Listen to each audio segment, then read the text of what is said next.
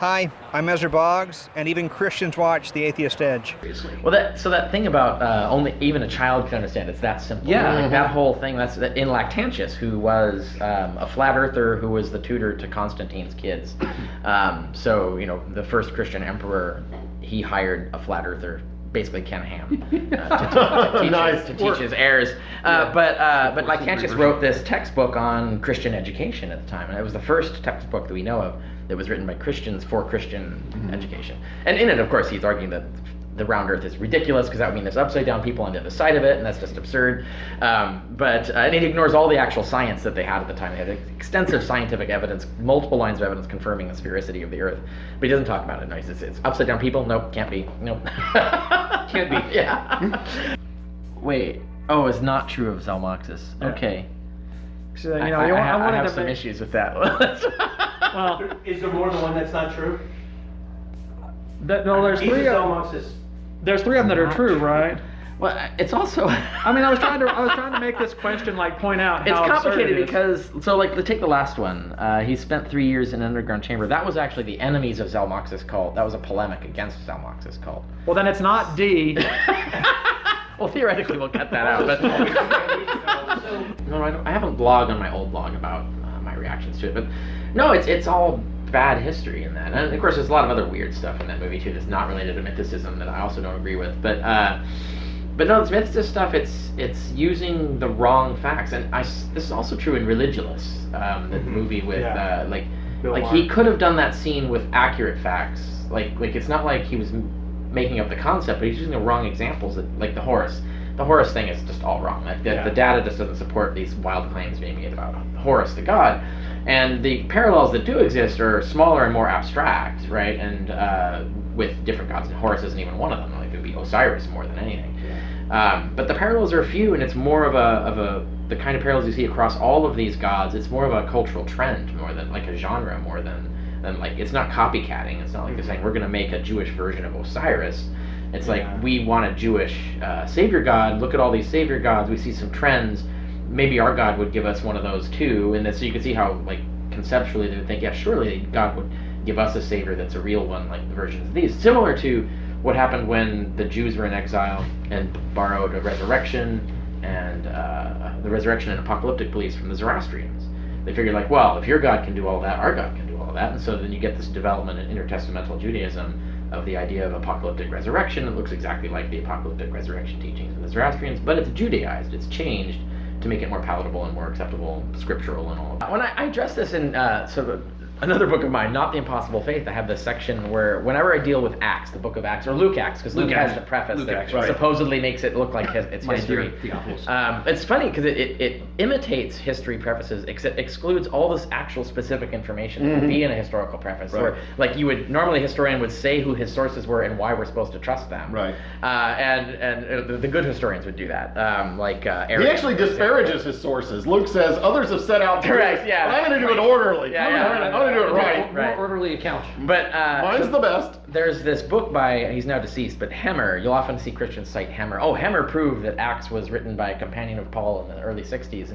And so I went and got all the academic reviews and journals of Hemmer's book and quote them all. And because they're all like, no. and there was like one of the arguments in there was, and I quoted in there, is that this reviewer, so the argument is like, there are some historical details in Acts that are surprisingly accurate, therefore the rest must be. And the reviewer's like, well, this reviewer's read plenty of detective fiction, and in which all police procedures and other facts of the world are completely accurate, and yet not at all true. Going with the wind, right? There was a civil war, there wasn't a Clark Gable. Number 4. It would have been hard. You could have made that question harder just by leaving one word out. But anyway. Oh, the drummer boy. Yeah, she now gave it away. But okay. What you're going to want to check is my my element 15 and on the historicity of Jesus, where I cite all the scholarship on this. So actually, we have tons of evidence of schizotypals who are not a subject to disorder. They do not have those other symptoms. And in fact, they're super common outside of Western cultures, and they're super common in apocalyptic and revelatory cults. So they often acquire leadership positions in those religions. So we have lots of examples. From the cargo cults is a classic example. We have many others. The Shaker cult is another. We have a variety of shamanistic cults we have examples from. So I give tons of examples, and there's tons of scientific literature on what they call the happy schizotype, which is in certain societies that actually support these people, they don't experience anxiety. They don't have those depressive symptoms and so on. The reason schizotypals have those symptoms here is because we mock and fear people who act like this. So we don't accept people who say they see angels and talk to God. We think that's weird and crazy, and we treat them like weird and crazy people. This leads to depression and anxiety and so on. But if you live in a culture where you say, I saw an angel and he told me this thing, and the people go, oh wow, that's amazing, and they actually integrate you into their society and actually listen to you, then you don't get the disorder. You actually end up being a significant religious figure in that cult or sect or whatever it is. And we have, like I said, there's lots of science and anthropology, psychology on all of this, and all of that literature is cited on the historicity of Jesus. So when you're talking about the theory, and it's one of many theories, it's not the only one that could have happened, but if the earliest Christians were schizotypal, you have to put that in the context of the situation they were in, the actual culture they were in. How do people react to this behavior? How normal was it in that culture? And we know like it was actually quite normal. We have Jews and pagans also engaging in these hallucinatory behaviors, talking to gods and reporting it. So it's not uncommon in that period. And there were certain groups of people that praised this. Well, you're basically saying that all of these are actually the right answer in the right way. Not all of them. Like his followers were told they don't really die. That's true. So that would be, you would not answer that one. Okay. Because it's supposed to be what's not true, right? Right. So he came to Earth in the form of a man. I guess I'm not sure if that's literally true. I can't remember the exact teaching. So that one I'm not sure about. Now, so you say nobody But ever gets definitely 100 on these. C is the one that would be totally false. Like he was definitely not claimed to be born of a virgin. He has the thing about education. Like his whole argument is that, well, you know what? Education is too expensive and takes too much time. And God would never make the gospel require all that money and time. So clearly education is useless. It's just Education, liturgy. just for the lucky people, but most people don't really need education. They just need to preach the gospel. And he says, just a few words of the gospel and I could convert even the most horrible criminal to become as docile as a lamb. And it's like he's generally saying this, like, if that were true, we would have tested it by now, and we would have we would have police departments. We could would confirm that. Right. That's right. Before anybody walks into a nightclub. 3:16. Right. Yeah. Exactly. And then it's like, John 3:16. oh no, I was Sorry. gonna mass murder everyone. Now you said the gospel, and now I can't. Oh. Right. But we can test it and prove it. Right. And then at the same time, I use this in my book, Science Education in the Early Roman Empire. I use this and contrast it with Galen, who writes about how important education is. And yes, it is hard, but that's why it's so important. And so his views of education compared to Lactantius's views, and that really is the reflection of the difference between Christianity and well, secularism. Galen was a pagan, but yeah, the difference in views of how we approach education and what actually will reform people. You can't just walk up to someone and say a few words of the gospel and convert a sociopath to a loving Christian. Right. And this came up in the debate last night where I was saying like this is kind of, McDermott kind of said something similar to this. It's like, this will convert everybody and everybody will be good and stuff. I'm like, scientifically we know for a fact that's not the case. We know what happens when sociopaths come into your churches. They don't become docile as lambs. They defraud the congregations and rape all your kids. It's like, so like Christianity doesn't cure sociopathy. Christianity doesn't cure immorality. It can often justify it. So we got to actually look at science, like what do we know about these things? How do we protect ourselves from these things? It's much more complicated and difficult and not perfect. We don't have a pill that cures sociopathy, so you can't end psychopaths with magic words or magic pills or anything. It's a problem. Or a magic book. And in fact, the fact that it's a problem is evidence that there is no God, incidentally, because why would he genetically screw with people to turn them into sociopaths, which we know is genetic? Why would he do that? We don't need these people. Thanks, God. What the hell? I don't think it's a deliberate false flag, right? I think the people who made it genuinely believe this stuff. But it poisons the well for the Correct. legitimate research. Yeah. And I deal with this, Joseph Atwill and Arcadia S. when she was alive. They and their fanatical fans just can't realize or admit that these guys are just doing it wrong and are making it really hard for this to be taken seriously. Because this is what happens. I'll say, oh, mythicists, and they go, oh, that's crazy, and they'll rattle off all these things that are ridiculous. And yeah, that's Arcadia S. That's Joseph Atwill. Yeah, it's a conspiracy. The Romans invented Christianity to pacify the Jews. No, that's the crank theory of Joseph Atwill. And so they do make it harder. And yet these people passionately believe in no, there was no Jesus. So they really want this to be accepted. But they're the ones who are making it unacceptable by pushing these theories. And they get really angry when I point this out because, That's what happens when you have tinfoil hatters doing They're this thinking stuff. you're supposed to be on our side. Yeah. Oh yeah. I had that literally with Akaria S saying like you shouldn't be criticizing your fellow mythicists. Like this should be a good boys club. We should be handshaking each other and promoting each other's books. And I'm like, no, we should be talking about the truth. I was brought out to Houston to a church out there to debate Joel McDermott of American Vision. He has this whole website thing. So he's a kind of an unusual sort of dominionist conservative, but he's so consistent that he actually criticizes other conservatives for not walking the walk a lot. I love it. And so like I was when I was prepping for this debate, I was listening to all, like having text to speech, listening to all his blogs on the drive. And I found myself agreeing with him like half the time. Like he had this whole article about how it's not biblical what the conservatives are saying about immigrants and refugees, that we should actually, the Bible commands us to treat them like neighbors and the sojourners and help them and stuff. And so he's like so he's actually pro like helping immigrants and refugees. And I'm like I totally agree with everything he's saying in this article. That's really weird. And at the same time, like the next one he'll say like public education is, we absolutely have to get rid of public education. All taxes are theft, and therefore all taxes violate the 10 Commandments. And so and so there's a lot of this, like a lot of it's really hardcore conservative, and then there's all this other like interesting sort of, not liberal, but I don't know, a libertarian. I call it biblical libertarianism in a sense. But yeah, and he did this thing. He says, we shouldn't have taxes, but conservatives with money should be giving way more voluntarily to charity and stuff. So he's like, so he's saying like, it's like conservatives who want to lower taxes but aren't increasing their own voluntary giving to make up for it are being unchristian. And so I was like, wow, okay, this guy is at least consistent. So so we had a debate that was an interesting one. It was not a debate, and this video will be online I think at some point, but it was not a debate as to which worldview was true. I was there as the atheist defending naturalism and secular humanism, and he was there defending Christianity. Of course, his idea of this sort of narrow fringe version of Christianity that he thinks is the true version and everybody else is wrong. Funny how that happened. Yeah, that came up in the debate. It's like, but the debate was actually on which worldview is better for the world, which worldview is a utility view. Correct. Even if it's not true. So we're all talking about like what is the impact of these worldviews and things like that. And fortunately, Hitler never came up, which was actually very impressive. Yeah. He almost did it. Like he said I'm almost about to Godwin here, but he didn't mention Hitler. But he didn't mention but it can lead to any consequences, atheism, and it was getting almost to like building up to the Holocaust. Right. But see, none of this is in Paul though. This is the problem. What you're talking about, some of that's not even in the Gospels. Some of the words and terminology you're using. No, that's my language. Right, yeah. So it's like, you're using a modern interpretation of these ancient texts.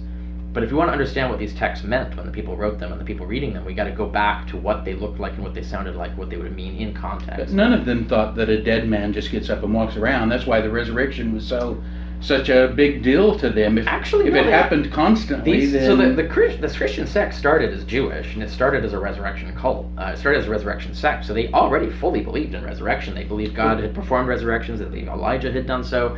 They believed that God was going to resurrect people at the end of times, and in fact, as Paul says, Jesus is the first fruits of the resurrection. But that wasn't the norm. They saw this.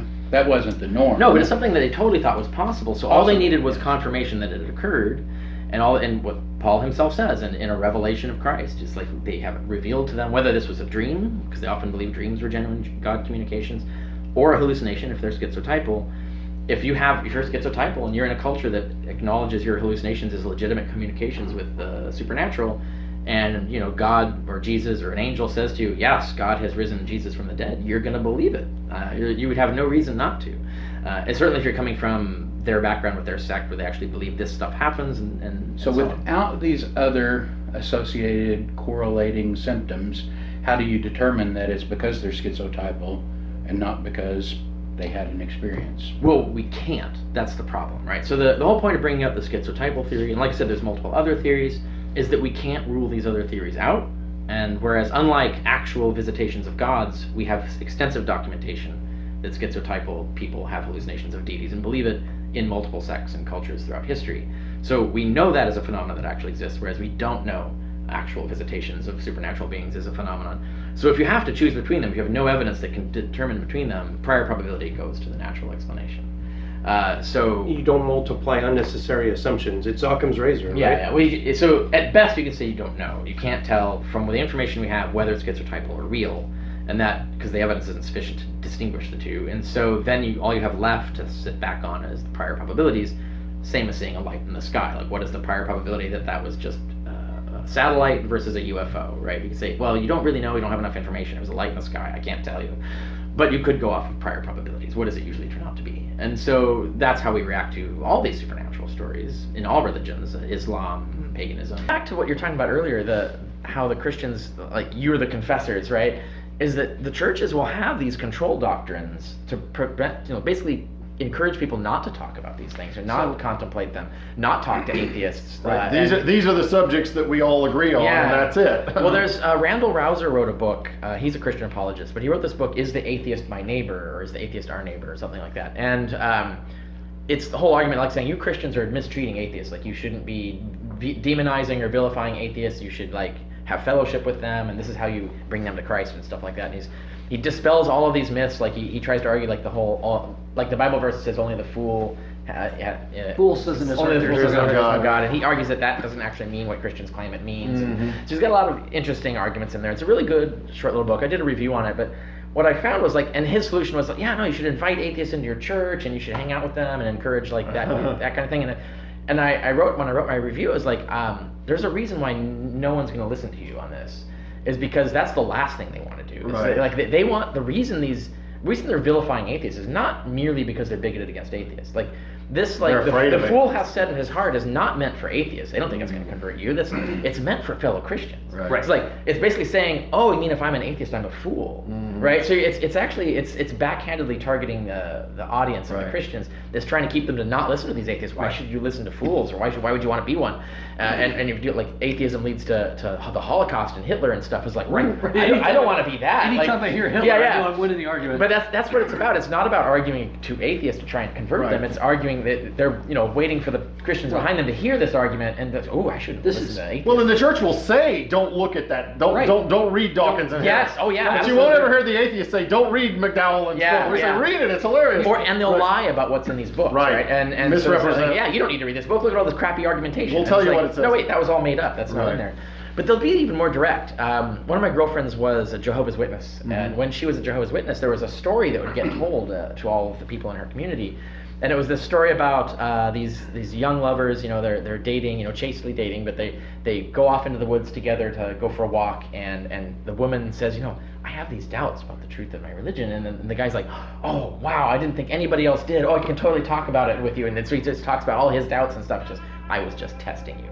And then she goes and tells the community, and now he's been exposed and stuff. Now this is an apocryphal story. It's it's just a fairy tale. Sure. But think about this. This is the story they're telling. They're saying they're terrifying their own community into not talking to each other because they might get ratted out. About the doubt. Right. Yeah, right. Don't if someone says they doubt, they're probably testing you. Don't even bring it up.